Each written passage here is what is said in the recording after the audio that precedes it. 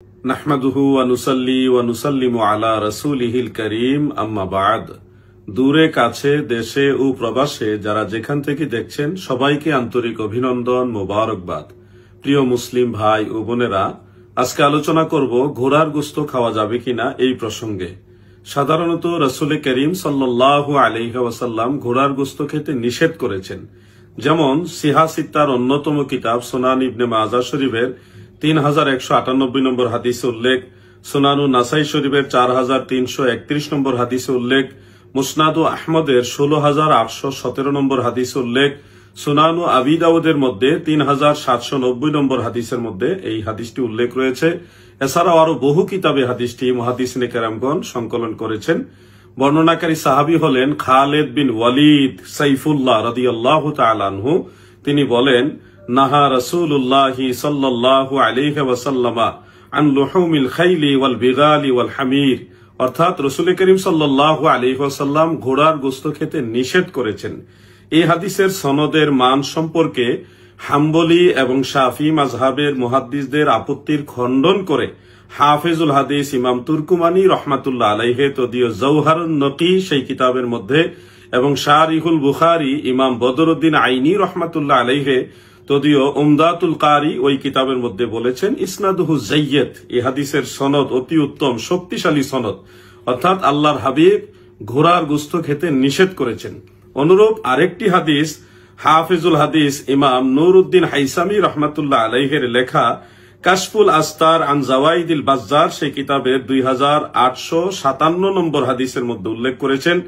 হযরতে জাবের রাদিয়াল্লাহু তাআলা আনহু তিনি বর্ণনা করেন, আন্না নবিয়্য সাল্লাল্লাহু আলাইহি ওয়াসাল্লাম নাহা আন লুহুমিল খুমুরিল আহলিয়া ওয়াল খাইল ওয়াল বিগাল, অর্থাৎ আল্লাহর রাসূল সাল্লাল্লাহু আলাইহি ওয়াসাল্লাম ঘোড়ার গোশত খেতে নিষেধ করেছেন। এটাও আমরা এখানে পেলাম। ঠিক অনুরূপ হাদিস বর্ণনা করেছেন বিখ্যাত সাহাবী হযরতে মিকদাম ইবনে মাআদি রাদিয়াল্লাহু আনহু থেকে। এজন্যই রাইসুল মুফাসসিরিন এবং সাহাবীদের মধ্যে যিনি মুফতি ছিলেন তিনি ঘোড়ার গোশত খাওয়াকে মাকরু বলে ফতোয়া দিয়েছেন, যেটা তাফসীরে দুররে মানসুরের মধ্যে ৫ম খণ্ডের ১১২ পৃষ্ঠায় হাফেজ জালালউদ্দিন সুয়ুতী রাহমাতুল্লাহ আলাইহি কোট করেছেন এইভাবে, আন ইবনে আব্বাস রাদিয়াল্লাহু তাআলা আনহুমা আন্নাহু কানা ইয়াকরাহু লুহুমাল খাইল ইলা আখিরিল ইবারাত, অর্থাৎ হযরত ইবনে আব্বাস রাদিয়াল্লাহু তাআলা আনহুমা তিনি ঘোড়ার গোশতকে মাকরু বলে ফতোয়া দিয়েছেন। প্রিয় দর্শক, আপনাদের আরেকটা বিষয় জানা উচিত যে ঘোড়ার গোশত খাওয়ার পক্ষেও কয়েকটি হাদিস শরীফ রয়েছে, যেমন সহিহ বুখারী ও মুসলিমের মধ্যে অন্যান্য গ্রন্থের মধ্যে উল্লেখ, হযরতে জাবের রাদিয়াল্লাহু তাআলা আনহু তিনি বলেছেন, ওয়া আজিনা ফি লুহুমিল খাইল, অর্থাৎ আল্লাহর হাবিব রাসূল করিম সাল্লাল্লাহু আলাইহি সাল্লাম ঘোড়ার গোশত খাওয়ার অনুমতি দিয়েছেন। এবং হযরতে আসমা বিনতে আবু বকর সিদ্দিক রাদিয়াল্লাহু তাআলা আনহুমা তিনার থেকে রওয়ায়াত বর্ণিত রয়েছে তিনারা ঘোড়ার গোশত খেয়েছেন।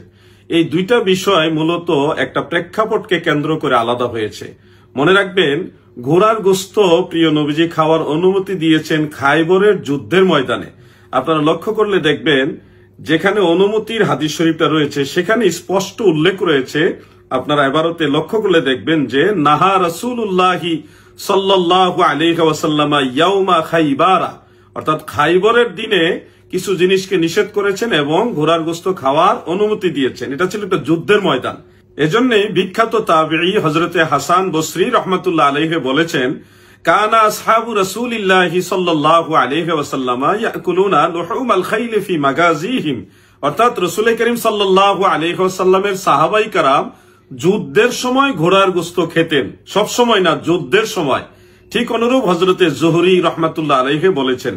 এজন্য হানাফি মাযহাবের বিখ্যাত মুস্তাহিদ ইমাম কাসানি রহমাতুল্লাহ আলাইহি তিনার বাদায়ুস সানাই কিতাবের ৫ম খণ্ডের ৩৮ পৃষ্ঠার মধ্যে এই রিওয়ায়াত দুইটি উল্লেখ করে লিখেছেন যে ফাহাজা ইয়াদুল্লু আলা আন্নাহুম কানু ইয়াকুলুনাহা ফি হালিদ দারুরা, অর্থাৎ জরুরি অবস্থা যখন দেখা দিত তখনই সাহাবায়ে کرام ঘোড়ার গোশত খেতেন, সব সময় নয়, জরুরি অবস্থার সময়।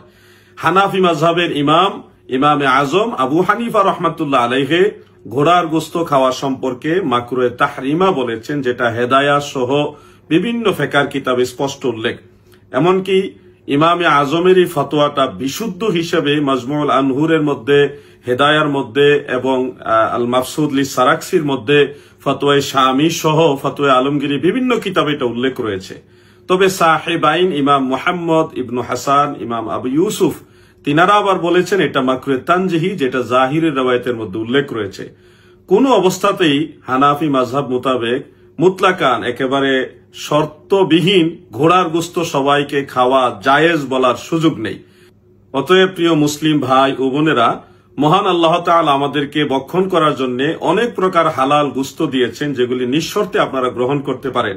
যেহেতু ঘোড়ার গোশতের বিষয়টা হানাফি মাযহাবের বড় বড় মুস্তাহিদরা, ইমামরা, ওনারা এটাকে মাকরু বলেছেন, কেউ কেউ মাকরুহে তাহরিমা বলেছেন এবং কেউ মাকরুহে তানজিহি বলেছেন। কোনো অবস্থাতেই শর্তবিহীন এটাকে জায়েজ বলেননি এবং খোদ আল্লাহর হাবিব রাসূল করিম সাল্লাল্লাহু আলাইহি ওয়াসাল্লাম এটা নিষেধ করেছেন। সাহাবাই কারাম যুদ্ধের ময়দানে কিংবা জরুরতে সেটা ভক্ষণ করতেন, কিন্তু সব সময়ের জন্য এটা বৈধ বলা যাবে না। মহান আল্লাহ তাআলা আমাদেরকে হালাল জিন্দেগি গঠন করার তৌফিক দান করুন, আমিন। আসসালামু আলাইকুম ওয়া রাহমাতুল্লাহি ওয়া বারাকাতুহু।